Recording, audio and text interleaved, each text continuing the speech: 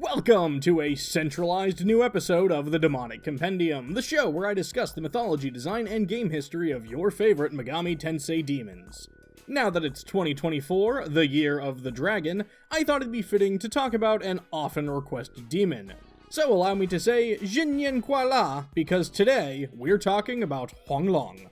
Huang Long, or Kohryu as it's known in Japanese, is a powerful and important figure in Chinese mythology.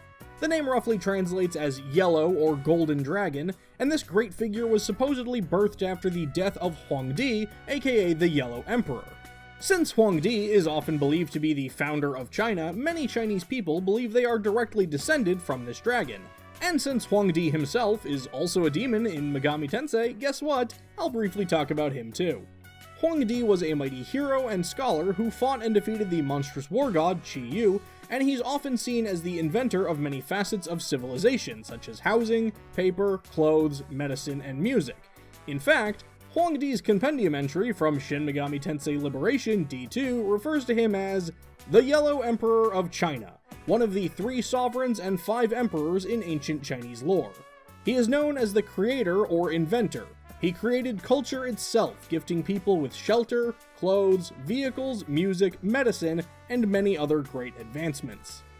As the Yellow Dragon, Huang Long is often seen as the leader and central figure of the Shijiang, a collection of 5 animals or gods that preside over several factors, including elements, seasons, cardinal directions, and colors. If you're familiar with Huang Long through Megami Tensei, you're probably also somewhat familiar with the White Tiger, the Black Tortoise, the Vermilion Bird, and the Azure Dragon.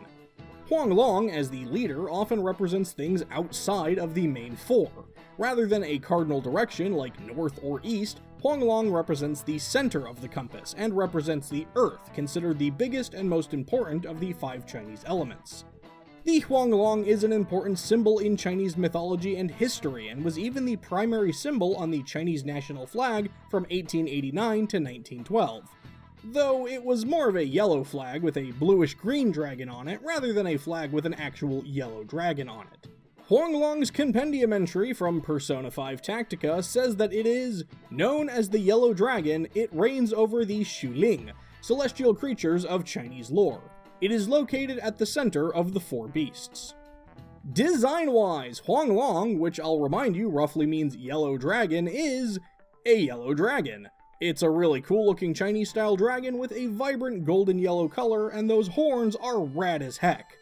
I'm not going to pretend that Huang Long is the most unique or imaginative design Kaneko has come up with, but it still looks awesome, and it makes sense why this is a beloved demon in the franchise.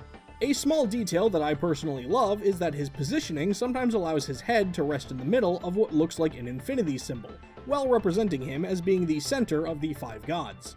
In Raido Kuzunoha vs King Abaddon, Kohryu has the same design, albeit with slightly different posture. Honestly, the most unique thing I can really think to comment on with this design are the orbs that are sometimes in Huang Long's hands. In his hands and feet, he carries 4 orbs of white, black, red, and blue, obviously in reference to the 4 other gods. But what's most bizarre to me is how sometimes they're there and sometimes they're not. Digital Devil Saga, not there. Devil Summoner 2, there. Soul Hackers 2, not there. Shin Megami Tensei 5, there. Persona 4 Golden, there in the model, but not in the artwork. And perhaps weirdest of all, Persona 5, not there in the 3D model seen in the Velvet Room or status page, but there in the 3D model when you use it in battle. The orbs are also there in the Atlus 2024 New Year's card, which features a Kohryu that has had some antler reduction work done. Bit weird to see. As of right now, I'm not sure if the in-game model will have them or not in Persona 5 The Phantom X, but I can confirm it has them in the unique artwork for the game. And it's kinda cool to see such an awesome take on this design in the first official Chinese Megami Tensei game. Me personally, I like the orbs and believe they add a little something extra to this demon. If it were up to me, they would always be there. But what do you think? Much like how Huang Long is reminiscent of Chinese dragons, so is Huang Di reminiscent of Chinese royalty, appearing as a powerful, imposing figure cloaked in yellow. The hat and beard are period accurate to a lot of the other depictions of this figure, and I like that his cloak features the dragon on it in connection to Kohryu. In fact, it's pretty clear his robe is meant to be in reference to the golden dragon flag that I mentioned earlier in the video, with the dragon matching the colors from that. His sword also prominently features the Pepsi logo, because of all the things that Huang Di supposedly invented, why not add ice-cold refreshment to that list? As far as game history goes, Huang Long, or Kohryu, pretty much always has something to do when he shows up, so before I dive into any of that, let's just go over his human form's much smaller handful of roles.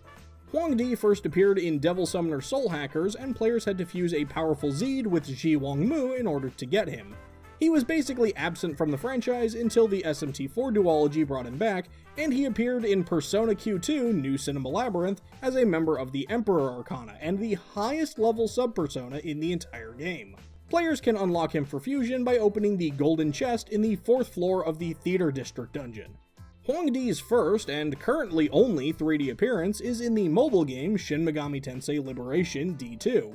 Players can fuse the demon into the Zhanyuan sword, which was the Emperor's famous blade, and resembles the one he wields as a demon. On top of that, he can also become the Yinglong Seal Shield. And on the subject of the Zhanyuan sword, I'd like to say I'm very surprised that the weapon is not in Tokyo Mirage Session Sharp FE. Kinda seems like it would have been a no-brainer, especially since other mythical Chinese swords were. And I figure this is as good a time as any to shift focus over to the main dragon himself. One common aspect of Huang Long that I'm going to get out of the way now is that he's often obtained with a special fusion of the 4 other animals. That's totally cool, and it makes perfect sense, I just don't want to have to bring it up for every single game that requires it. In all 3, presumably soon to be 4 versions of Persona 3, Kohryu is unlocked for fusion by completing the Hierophant social link with Bunkichi and Mitsuko, the kindly old couple who run the bookstore. Upon fusing him, he may create the heart item Kohryu's Scale, an accessory that nullifies strike attacks. In Persona 4, Kohryu is once again the reward for completing the Hierophant social link, this time with Dojima, and Yu also summons the Yellow Dragon in the anime. In Persona 4 Golden, the introduction of simultaneous attacks results in Yukiko and Chie sometimes using the unique skill Twin Dragons, which isn't directly Kohryu, but this is a yellow dragon, so I don't know, it felt worth mentioning. In Persona 5, Kohryu is not the reward for completing the Hierophant social link, because he's the reward for completing the Hierophant Confidant with Sojiro Sakura. Sending the dragon to the electric chair will create the unique slingshot for Morgana, Sudarshana, which is weird because that weapon is typically associated with Hindu mythology, not Chinese. Which is probably why in Persona 5 Royal, Vishnu creates the Sudarshana, and Kohryu will make the Spiral Mystic Ring or Dragon's Heart accessory if an alarm is in effect. And hey, here's a game I don't get to bring up too often. In Persona 5 Dancing in Starlight, much of the cast got costumes from the Like a Dragon franchise. Fittingly, Ryuji Sakamoto got a costume of Ryuji Goda, who has a tattoo of the Golden Dragon on his back, which I remind you in Japanese is known as Kohryu. While we don't get to see the tattoo in P5D, it is fun to imagine that Ryuji here has the same tattoo. And I'm just now realizing that's 2 Demonic Compendiums in a row where I covered a yellow reptile and referenced the Yakuza series. I swear I did not do that on purpose. In Digital Devil Saga, Huang Long is one of the biggest and strongest optional bosses in the game, and can only be battled after defeating the 4 other members of the Shijiang and collecting their orbs. Which, to be fair, explains why he isn't holding them in that game, because we have them. Defeating Huang Long allows the Embryon to unlock the 5 Gods mantra and unlock the unique spell Celestial Ray. In Devil Summoner 2, Raido Kuzunoha vs. King Abaddon, one of the story chapters involves Raido calling upon the Great Kohryu for help. After Raido passes his trials and bests him in combat, Great Kohryu bestows Raido with HMO2, the Thunder Taiko, which allows Raido to ride him and reach a few previously unreachable areas. Great Kohryu also has a small role in the case file Golden UFO. After the Apollyon locusts start attacking the capital, Tay claims to have seen a golden flying object of unidentified origins. Raido, understanding that this was just Great Kohryu trying to help out, goes and warns him that he's been spotted, and Kohryu is like, just tell him I'm a weather balloon or something. Kohryu was introduced to the Devil Survivor series in Devil Survivor 2 Record Breaker, where he's the highest level member of the Snake race and can only be unlocked for fusion by reaching Fate Rank 5 with Miyoko Hotsuin. Huang Long has a special side role in Shin Megami Tensei 5, where he gives the Nahobino the side quest, The Gold Dragon's Arrival, where he has to go and defeat the 4 other Chinese animals. After clearing that request, Huang Long will also give out the request, The Benevolent One, where he must be fought and defeated before being unlocked for fusion. Kohryu also briefly appears in the search action side game Shin Megami Tensei Synchronicity Prologue as... I wouldn't really call him an enemy, he's more of an obstacle, but you can kill him if you really want to, I guess. In the mobile title, Shin Megami Tensei Liberation D2, Huang Long is one of the strongest bosses in the game, and can be fought in a celestial form in Aura Gate 2 after, you guessed it, defeating the other 4 animals first. You'll notice I don't have footage of this fight because f*** Aura Gate 2, I hate it.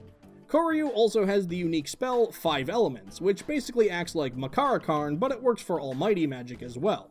Huang Long, or Kohryu, or whatever you want to call him, is an awesome demon. Usually appears at very high levels and has some very memorable roles, so it's not surprising to me at all that he's one of the most requested demons on the show for years now. I'm happy to have finally covered him, and to all of you out there, I'd just like to wish you a happy new year. May the blessings of the Golden Dragon smile upon you. And so, there you have it, Huang Long, and also Huangdi, the giant glimmering golden god gracefully gliding over Guangdong. Did I leave out something you thought was important? Was I just plain wrong about something? Let me know in the comments below, and don't forget to let me know who you'd like to see me talk about in future episodes. That's going to do it for this episode of the Demonic Compendium, and I will see you next time. But be careful while you rest that a demon doesn't take over your body.